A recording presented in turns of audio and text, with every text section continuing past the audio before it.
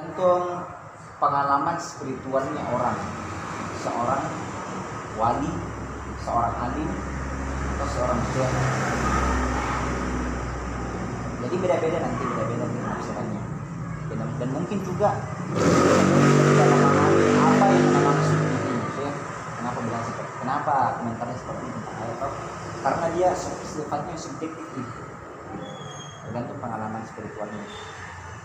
Termasuk yang Imam Syarawi menafsirkan ayat-ayat ini nanti dia begitu ya. Nanti ada penjelasannya ini. Dan apa tujuannya khawatir? Ya. Jadi terus apa namanya? Kalau secara bahasa kasarnya bukan dia khayalan, bukan khayalan. Angan-angan juga bukan. Istilahnya kalau bahasa keislamannya ilham, sesuatu yang diilhamkan Allah kepada seorang hamba ketika dia bertakwa. Wahyu nah kawan gitu berdasarkan ya. Jadi kalau misalnya orang-orang soleh namanya ilham, kalau nabi namanya wahyu. Kemudian yang keduanya itu membahas tentang asmaul Quran wa sifatihi, nama-nama Al-Quran dan sifat-sifatnya. Kemudian yang ketiga al-ijazul Quran, tentang kemujizatan Al-Quran. Yang pertama ini kita akan juz pertama, maka judulnya Tafsir Syarawi Al-Quranil Azim min al-Khawatir al-Imaniyah. Baik. Ada yang mengatakan qadu min aina ya'ti Syekh Syarawi bi hadhihi al-khawatir allati lam taqra'uha min qablu fil ilmi al-asr. Dari mana Syekh Syarawi menemukan ilham, atau dari mana datangnya ini? Banyak pertanyaan gitu toh. Yang dimana itu tidak ada orang atau sedikit sekali orangnya menemukan pemahaman seperti ini sebelumnya, baik itu pernyataannya orang ataupun di kitab-kitab tafsir. Maka salah satu muridnya menjawab, qultu anna futuhat umumiyah qadari. Waktunya itu futuhat umumiyah. Tuhan telah ya. Apa? Allah membukakan pemahaman yang dimana kebanyakan kita tidak menemukan pemahaman seperti ini di kitab-kitab. Di annaha tajriyati liman am'ana an-nazar qalbi fi qaulillahi ta'ala. Karena dia termasuk orang yang diberikan nikmat ya, dikasih di dalam hatinya apa namanya itu? Pandangan hati, kata hati, ilham fi qaulillah, pada ciptaan Allah. Jadi ini mutawalli Syarawi ketika dia menafsirkan Al-Quran, dia istilahnya bertafakkur juga kepada diri. Jadi dia kaitkan dengan ciptaannya Allah dengan ayat Al-Quran. Kemudian bersamaan dengan itu ma'al ibahari fi asraril wadah. Bersamaan dengan itu Imam Syarawi itu adalah salah satu ulama yang bahasanya sangat luas. Itu pembukanya. Kemudian kita masuk di sebelum kita tutup berani tamhid, kata pengantarnya Imam Syarawi mengenai tentang tafsirnya. Yaqul Imam ad-Du'a fi wasf khawatir al-Quran Karim. Yaqul Imam ad-Du'a, Imam Syarawi itu termasuk julukannya itu imamnya paragat. Pada ini dia toh di videonya toh yang berceramah toh, dan termasuk orang yang sangat dihormati. Kenapa? Karena dia itu menggunakan bahasa yang orang-orang mudah sekali pahami, suka sekali orang Mesir. Dan kalau kita dengarkan ini beliau berbicara itu ya sekali ini masuk di hati. Ada sesuatu sebenarnya tadi ada penjelasan itu kita baca ya. Beliau itu menggerakkan tangan, pandangan ini wajah itu sehingga orang-orang betul-betul memperhatikan dan meresapi apa yang dikatakan. Ya, makanya di Imam Doa imamnya Faraday. Kemudian khawatiri yang dimaksud dengan lintasan ilham atau pikiran yang Allah berikan kepada beliau itu haulal Quran la ta'ni tafsiran lil Quran. Jadi yang dimaksud dengan khawatiri haulal Quran, yang ini judulnya, sebenarnya bukan tafsiran lil Quran. Jadi bukan sebenarnya beliau ini menafsirkan Al-Quran ketika dia membaca ayat kemudian dia kaitkan dengan kita itu bukan sebenarnya tafsiran. Wa inna ma hiya ibadu syafa'iyah, itu hanya pemberian saja, pemberian karena kesucian jiwa. Maksudnya adalah ini sebenarnya kata tawadhu dari seorang syarawi. Seorang ulama syarawi. Sebenarnya ini tafsir, bentuknya tafsir sufi, tapi beliau tidak mengatakan sebagai tafsir. Bentuknya menyebutkan baru tafsir. Tafsir bentuknya sufi. Kalau Dia yang bilang itu tafsir. karena Nabi yang khawatir oleh Quran la ta'ni tafsiran Al-Quran. Akan tetapi hibatun syifa'iyah, dia adalah pemberian dari Allah. Jadi begini toh, ketika orang-orang itu bisa menafsirkan Al-Quran tanpa ilmu pengetahuan, itu adalah ilham. Dan kalau silakan ini deh, mana dalilnya? Ada di akhir ayat yang paling panjang. Wattaqullah kalau kau bertakwa kepada Allah, maka itu namanya ibadah syafa'iyah. Makanya dalam ilmu tafsir al-ulum la budda al-mufassirun ay ya'rifatu. Ada beberapa ilmu yang seorang pasti harus tahu, harus mengetahui itu. Setidaknya ada 15 bahasa, usul, lugha, nahwu, musharraf, hadis, ulum, tafsir, asbab nuzul, Quran, dan yang terakhir itu termasuk ilmu al-mauhibah. Al-hibatun syukur. Apa itu ilmu al-mauhibah? Ilmu pemberian Allah. Jadi yang salah kalau seseorang itu sudah menafsirkan Al-Quran, sebenarnya itu adalah bisa dikatakan 50% itu mauhibah, pemberian. Karena tidak hanya kecerdasan, banyaknya membaca, kemudian kita bisa menafsirkan Al-Quran. Al-Quran itu kalamullah, tidak sembarangan. Banyak orang baca Tapi tidak bisa menafsirkan Al-Quran karena ketakwaan tidak ada, suci juga tidak ada. Penting sekali itu paling penting. Cukup ya jadi takhturu ala qalbi mu'min fi ayatin aw bi ayat. Di mana terlintas dalam hati seorang mukmin mungkin satu ayat atau beberapa ayat. Walau anna al-Qur'ana min al-mumkin ay yufassira. Dan seandainya Al-Quran itu mungkin untuk ditafsirkan, karena Rasulullah SAW awlan nas ditafsir, maka yang paling berhak untuk menafsirkan Al-Quran itu adalah hanya Nabi SAW.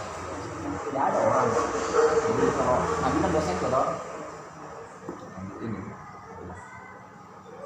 muridnya langsung Nabi bilang, sebenarnya tidak ada orang yang bisa menafsirkan Al-Quran. Tidak ada legalitas. Ilegal sebenarnya. Kenapa? Karena tidak ada perintah untuk menafsirkan Al-Quran.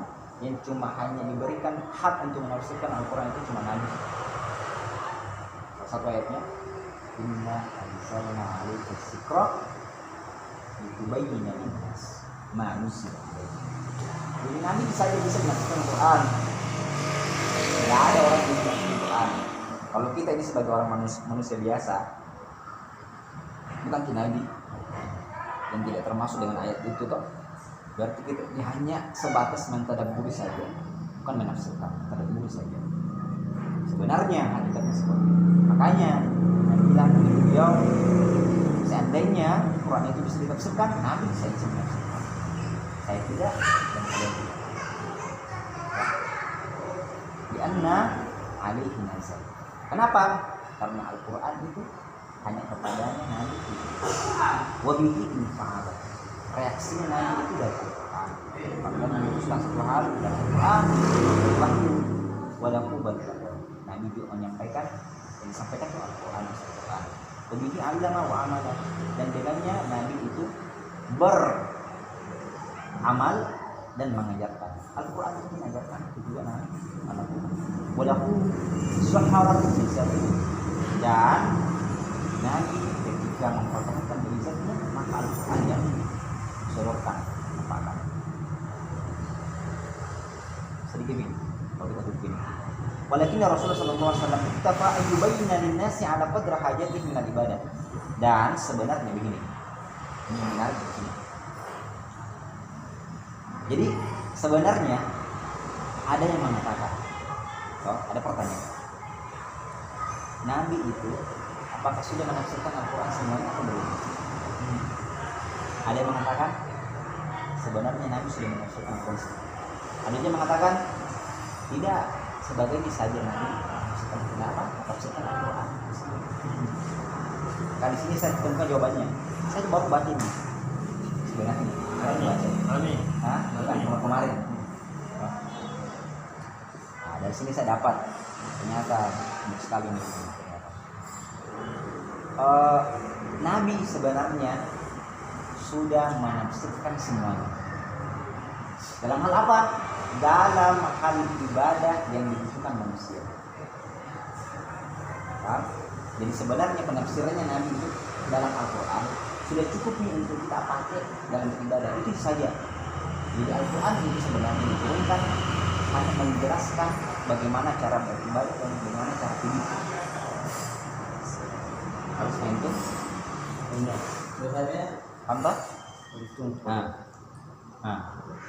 Jadi hanya dibutuhkan saja manusia Nabi tafsirkan. Nanti ada pertanyaan, kenapa Nabi tidak menafsirkan semuanya? Apa itu? Apa dia? Hilangan tuh deh. Enggak sih. Oh, ada di sini ya? Ada loh. Hah? Video ini kah? Yang begini ya. Maaf Ya, guys ya. sampai di mana tadi ini? Oh, iya. Sebenarnya Jadi iktafa ayyubayyan linnas. Jadi Nabi itu sudah cukup nih menjelaskan tafsiran Al-Quran dalam hal ibadah. Allati tubayyinu lakum ahkamut taklif. Nah, yang dijelaskan hukum-hukum taklif. Halal haram, makruh, haram. Tahu itu hukum taklif tak? Apa itu? Halal haram mubah. Al-Quran Karim. Apa itu? If'al wala taf'al. Apa maksudnya? Nah, kerjakan, jangan kerjakan. Perintah dan larangan. Itu sebenarnya isi daripada Al-Quran intinya. Walaupun nanti banyak ayat-ayat tentang penciptaan. Tilka al-ahkam allati yusabu 'alaiha al-insan in fa'alaha wa yu'aqibu in tarakaha. Dengan itu tadi hukum taklif, di mana manusia orang beriman itu diberikan pahala dan pahala ketika dia melakukan, dan ketika dia meninggalkan itu maka dosa. Dan hadhihi hiya ususul ibadati lillahi subhanahu wa ta'ala allati anzalaha fil Qur'anil Karim kaman ayat 11. Ini sebenarnya yang menjadi asas dasar ibadah Allah Subhanahu wa taala menurunkan Al-Qur'an. Ya.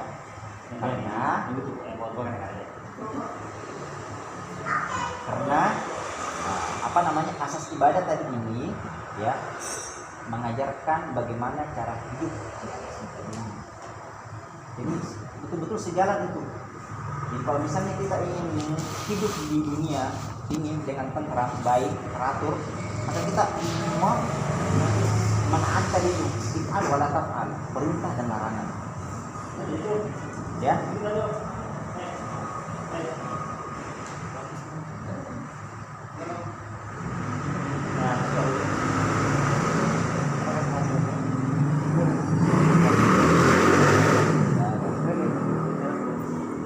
Mana lanjut? Selesai? Dan masih seru sekali nih pembukanya. Ini kata pengantarnya nih Mas Charles. Atau sudah dulu? Itu syubhat termasuk larangan. Syubhat itu bainal halal wal haram. Tetapi kalau kamu orang bertakwa maka dia syubhat. Innal halala bayyin, Haram. harama bayyin. Makanya ada istilahnya, makanya kita dapat fakta syubhat. Tapi kepada syubhat. Tadi kalau mau apa? Kita sebagai orang yang bertakwa.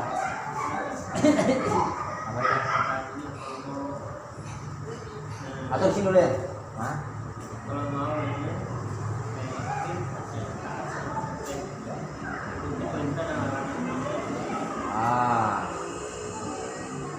Apa namanya? Apa? Manhajul hayatul bashar al-ardi. Cara hidupnya orang yang baik itu di muka bumi, maka dia harus mentaati perintah dan larangan. Itulah agama Islam. Jadi sebenarnya kalau kita ini sebagai orang Islam mengamalkan ajaran Islam yang sebenarnya, maka pasti kehidupan kita ini tentram, damai, sukses.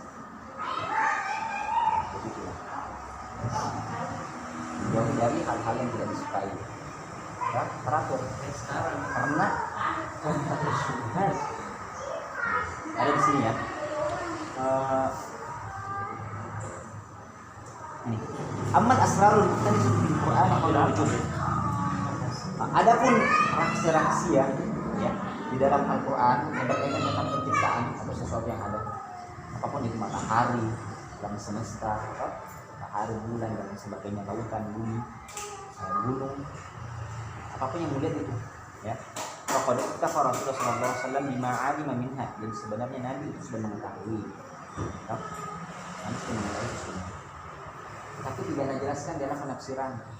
Kenapa? Nanti ada jawabannya di belakang sini.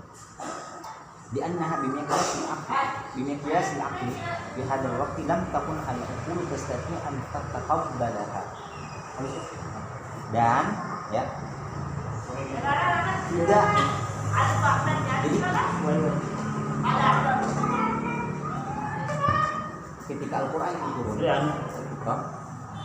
pada masa Nabi Sallallahu Alaihi Wasallam itu banyak juga membahas ayat-ayat ilmiah penciptaan. Belum Nabi tidak menjelaskan itu, belum bisa dijelaskan bagaimana hakikatnya sebenarnya dengan orang-orang pada saat itu, karena akal pengetahuan itu belum seimbang, ya, belum seimbang. orang belum bisa menerima. Lam takun al-qulu tastati an tataqabbalaha. Belum istilahnya tidak ada kemajuan kalau itu yang mau dibahas. Makanya Nabi hanya menjelaskan memberikan penafsiran dalam Al-Quran itu hal yang berkaitan ibadah saja sesuai dengan kemampuan manusia. Ya. Wa kana tarku hadhil mawdu'at yusiru jadalan yusiru qadiyatul jinah. Kenapa? Karena yang disuguhi di dalam pembahasan ini itu memberikan efek jadalan, perdebatan saja. Tidak begitu, ini sebenarnya karena tidak ada ini bisa diterima akal. Misalnya tentang penciptaan manusia dalam Al-Quran, kira-kira bisa tidak membuktikan itu pada saat kalau itu Nabi tidak dibahas. Nabi mungkin tahu, oh ini istilahnya embrio, istilahnya Karena seorang profesor dulu yang kita itu baru sekarang toh, bukan di zamannya Nabi, maka bukan hal-hal yang urgen pada saat itu. Paham? mencari sebabnya.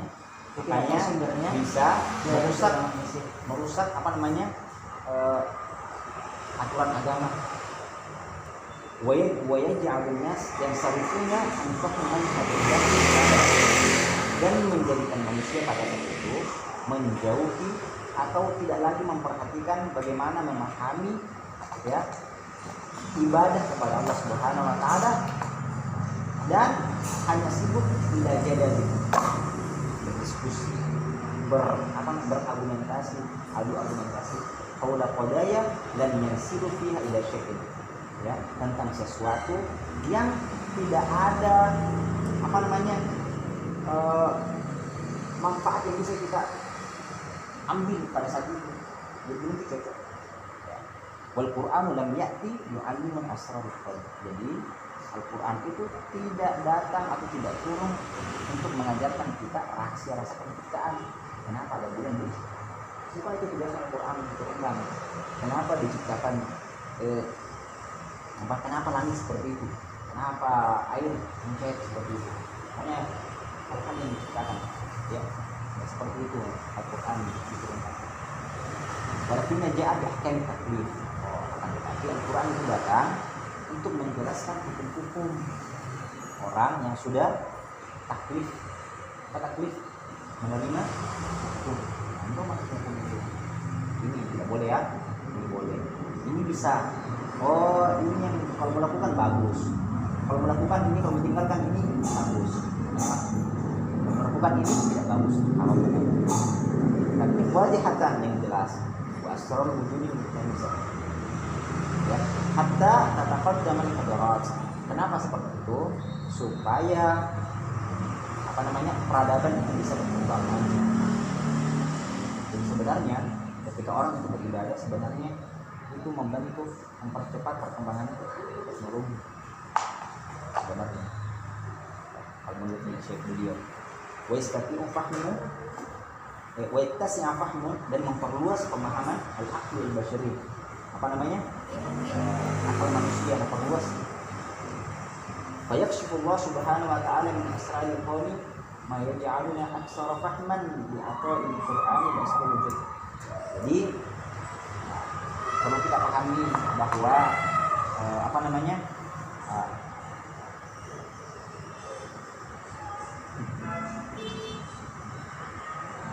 Rahasia-rahasia penciptaan itu sebenarnya memiliki manfaat juga dengan dimana bisa memberi kita pemahaman yang banyak tentang apa yang dipersembahkan Al-Quran tentang penciptaan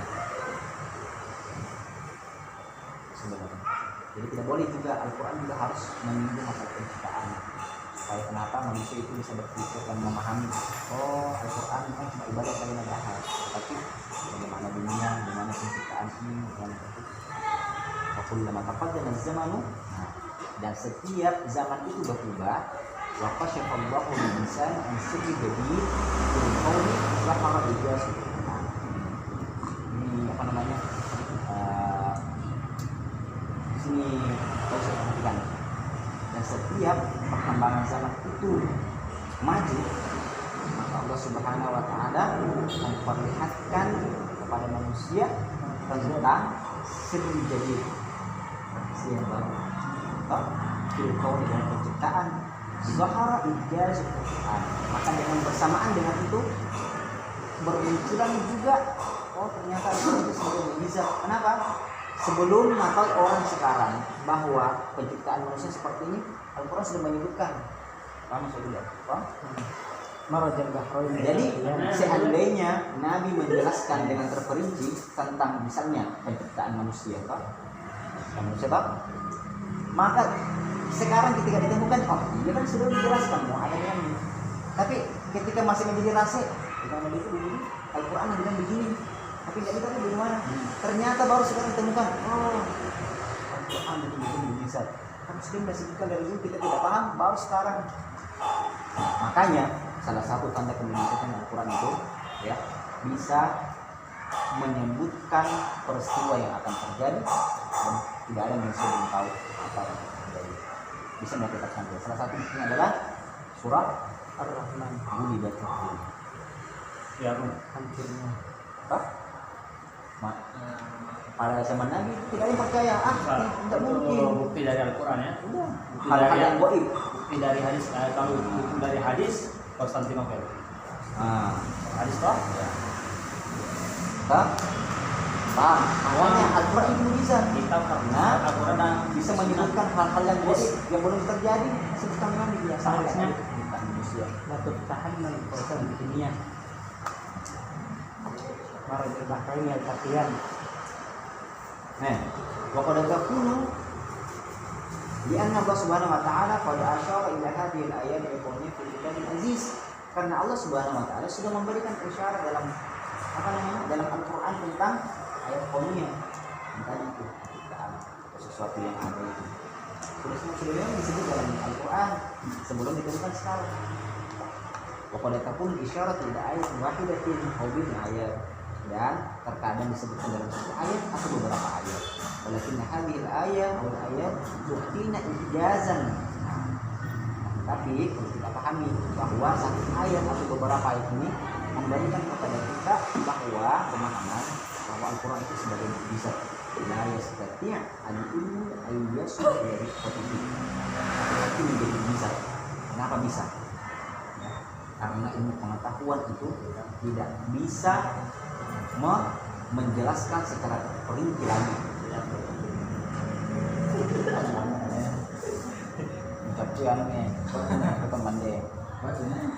Jadi belum bisa. Jadi tetap ilmu pengetahuan itu masih terbatas sih. Belum bisa sahabat Al-Quran. Walaupun Al-Quran itu cuma menyebutkan secara umum saja.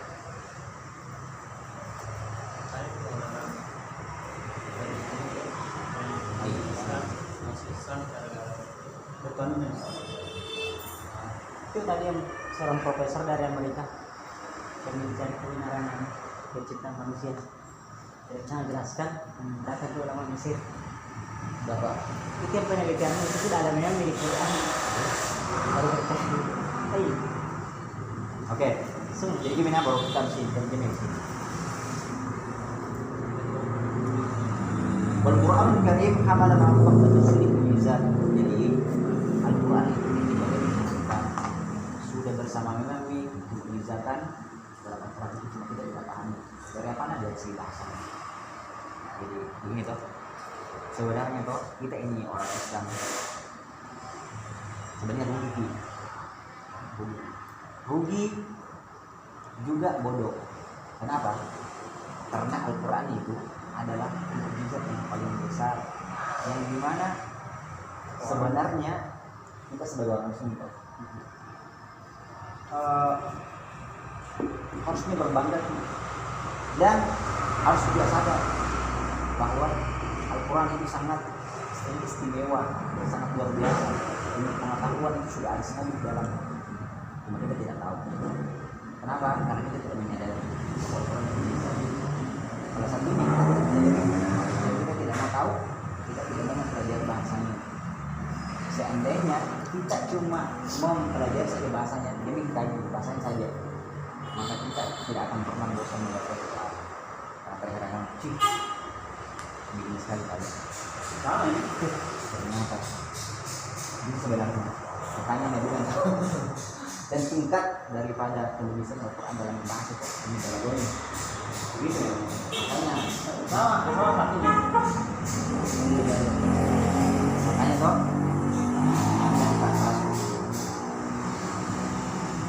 untuk bosan membaca Al-Quran, belajar membaca. Kalau belajar membaca untuk paham betul-betul Syarat itu dua lagu. kita Syaratnya yang dua lagu. Pola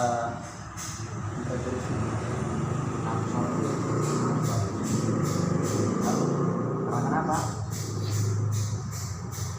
Semakin kau baca dan kau paham balaghah, semakin kau penasaran. Dan bahkan ada ulama itu membaca Quran, dia selalu menemukan makna yang baru. Kita bayangkan ya, dengan lafaz yang sama, dengan suara yang sama kita baca, dia menimbulkan makna yang berbeda-beda. kan artinya itu di bahasanya. Bahasanya mana lu dikaji dengan amin kok penelitiannya bagaimana? Cuma ambil saja bahasanya saja. Makanya tidak ada yang bisa menandingi Al-Quran dan tidak bisa menandatangani seperti Al-Quran.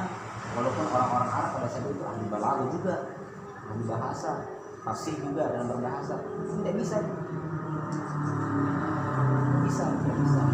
Oh, itu perjuangan. Bahkan ya, disebutkan di sini Bisa. Ahad. ya. Bahkan awal itu bisa tuh Quran kalam Allah. Salah. Mukjizat yang paling pertama itu yang harus kita ketahui dalam Al-Quran. Al-Quran itu kalam Allah. Perkataannya Allah, masa tidak heran sih? Apa itu bagaimana? Ini kalamnya. Hanya Rocky Guru saja terheran-heran. Kalam Allah. Mantik. Masa tidak heran sih? Kita penasaran Allah itu bagaimana kan? Ini perkataannya kalam Allah. Tetapi perlu dipahami saya tidak tahu. Kalau memulai seri shot malah langsung. Perkataan Allah itu bukan suara, bukan nafas, bukan tulis. Ini apa pada itu? Semua orang ngerti. Namanya kalam Allah. Jadi itu tidak ada kalam nafsi. Kalam nafsi menunjukkan bahwa ada kalam nafsi itu yang diartikan dengan kalam Allah nafsi. Bagaimana kalam nafsi? Anda bisa paham? Kalam jiwa. Nah, bagaimana itu? Tidak bisa ditulis, tidak bisa Ada. tidak bisa dilihat. Tapi ada. Jadi contoh ini kalau kan kalau ada bisa dilihat. Saat ini deh. Bilang Kak, saya mau makan es krim. Itu namanya lawas toh, usul toh. Kalau dalam hati bu, betul sih. Namanya nafsi. Atau misalnya begini, kalau sudah perempuan, itu mengatakan toh, kalau nafsi. Suka perempuan atau bunyi belum bisa yang kamu sukai. Ketika kamu bilang nih suka lagi, namanya nafsi atas suara. Paham toh? Itu kalam nafsi itu dalil petunjuk bahwa ada kalam nafsi. Bagaimana caranya kita bisa bilang saya cinta sama kamu kalau itu adalah hati kita? Buktinya bahwa Allah ada kalam nafsi. Tidak mungkin langsung bilang saya suka sama kamu, tidak ada dalam hatimu. Bisa cinta tunggu. Bisa? Bisa tapi bohong. Kita kan tunggu. Tidak usah kita terlalu di sini. Harus tunggu tapi di menurut Bisa jangan bohong. Nah ini fihi atau Allah bima tuhibbun nafsul basyriyah wa istamina. Di dalamnya ada pemberian Allah, ya ini karena itu Al-Quran, yang dimana jiwa manusia itu ada kecenderungan untuk menyukai Al-Quran, siapapun itu, orang beriman, orang kafir. Kenapa bisa? Innahu yukhatibu malakatin khafiyatun nafsi la na'rifuha nahnu. Karena di dalamnya Al-Quran itu ada bahasa yang disampaikan yang tersembunyi di dalam jiwa.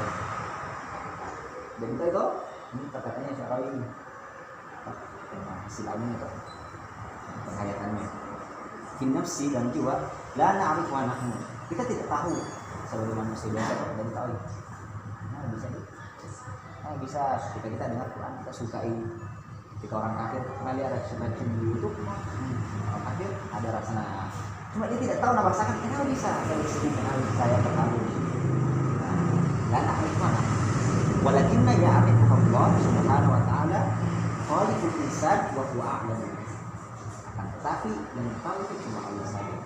Khaliqul insan menciptakan manusia wa huwa a'lam. Ini yang paling tahu tentang itu.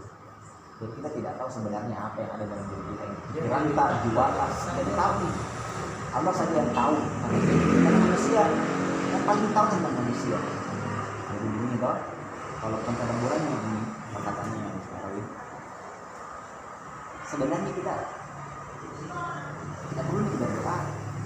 Kalau ada di dalam hati ini itu, ada dalam hati ini seakan-akan meminta, Allah sudah tahu itu. Jadi jangan terlalu panjang ya Allah atau semuanya Allah apa yang mau. Itu tidak tahu. Sebenarnya Allah itu sebenarnya tidak mau. Matamu saja Kita saja bisa melihat orang itu pasti kita apa namanya? Orang itu kita pertolongan dan Jangan sampaikan kepada orang awam di. Itu kawan dua. Lain dia. Kawan dua. Ini yang kesilapan toh hasil umumannya seorang itu anak arif juga yang hidup dengan Allah seperti ini memang arif juga.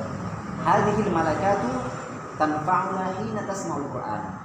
Ini malaikat itu artinya kepunyaan, maksudnya fitrah toh, yang di dalam jiwa itu memang punya reaksi ketika tasma'ul Qur'an, mendengarkan Al-Qur'an. Memang berkomentar dia. Jadi istilahnya setelah pabriknya begitu nih. Bahasanya toh, setelah pabrik itu seperti komentomi. Yang aku bilang kenapa bisa begitu setelah pabriknya?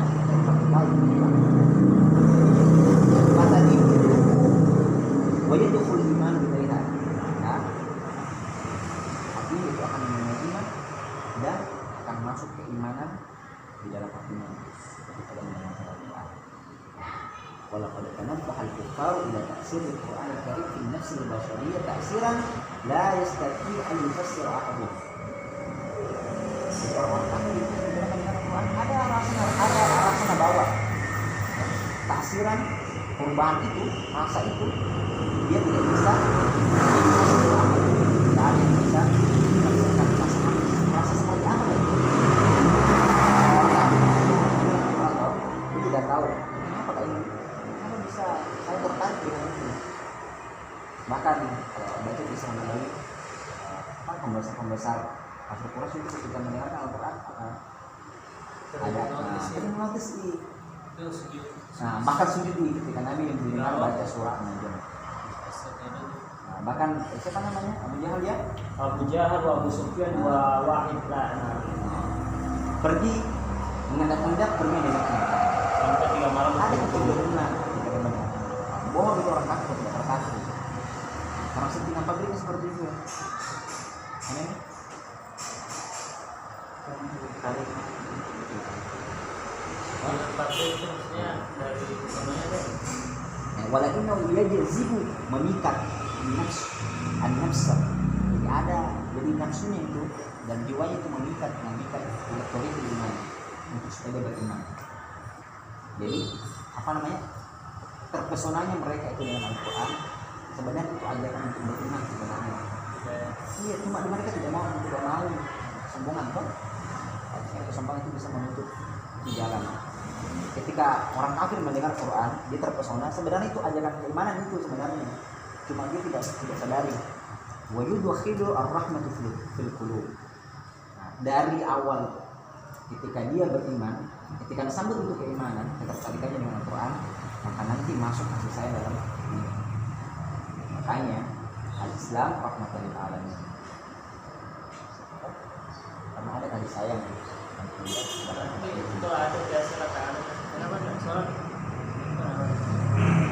Nanti ada nanti asal hidayah. Berarti salah satunya hidayah tadi itu tertarik. Kayaknya ada hidayah dalam dirinya. Ada. Makanya nanti sini. Dia mengatakan dapat dia ada dalam dirinya. Harus pembahasannya ini. Cuma Hidayah itu dalalah sama hidayah itu ma'unah. dia mungkin kata semua istilahnya. Kita nama materi ya. Kalau ada kan, ada dia cuma cuma takut kan juga ada kita dalam 15 ya.